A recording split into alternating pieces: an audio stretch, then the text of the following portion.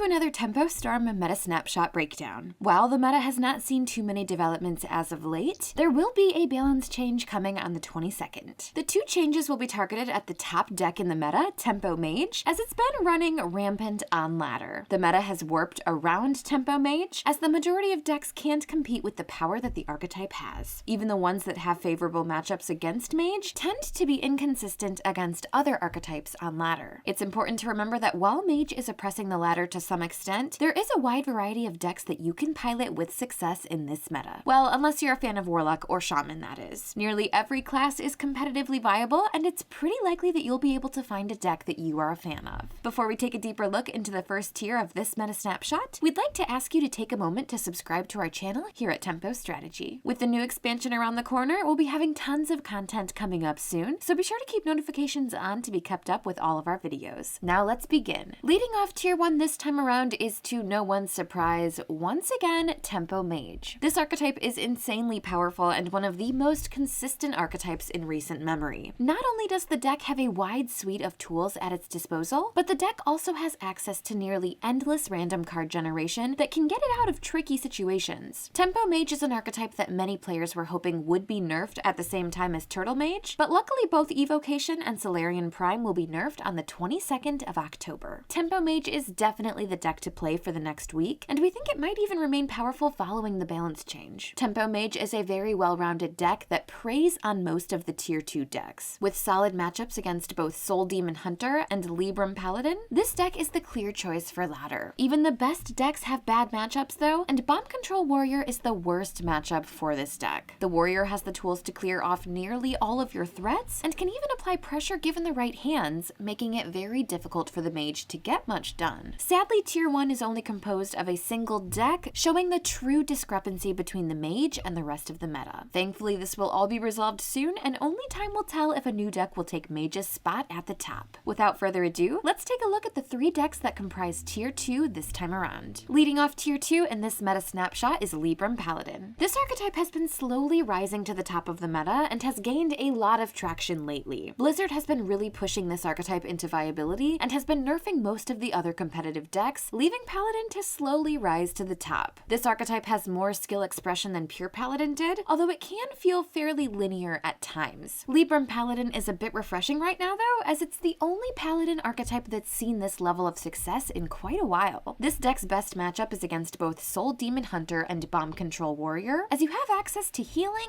burn, and even continued pressure, making it hard for them to assemble their game plan to close out the game. As for bad matchups, Paladin still struggles against Tempo Mage, as the swings are too explosive, and the freezes can be annoying for the Paladin, preventing them from pressuring out the Mage. The next deck we'll be taking a look at in tier 2 is Soul Demon Hunter. This archetype feels very fair to play against, but its playstyle can be slightly annoying to deal with at times. This deck uses spells and cheap minions to fight for board, then aggressively pushes damage with weapons and spells that buff your hero. This deck can just aggressively push damage and close out the game from seemingly nowhere at times, leading to a very frustrating feeling for some players. Demon Hunter has been strong since its addition to the game, and it's likely it'll always be towards the top of the meta thanks to its powerful cards. Soul Demon Hunter is a well-rounded deck and can find wins in nearly any matchup, but performs best against non-tier 1 or tier 2 decks. It essentially is favored against literally every other deck though, showing how consistent it can be. As for bad matchups, both Libram Paladin and Tempo Mage can be problematic for it. If you're running into mostly the top meta decks, we'd suggest shelving Demon Hunter for now, but if you're encountering an influx of virtually anything else, then this might be the deck for you. The last deck that we'll be taking a look at from tier 2 this time around is the previously mentioned Bomb Control Warrior. This deck has been around for quite a while now, and it should be a surprise to no one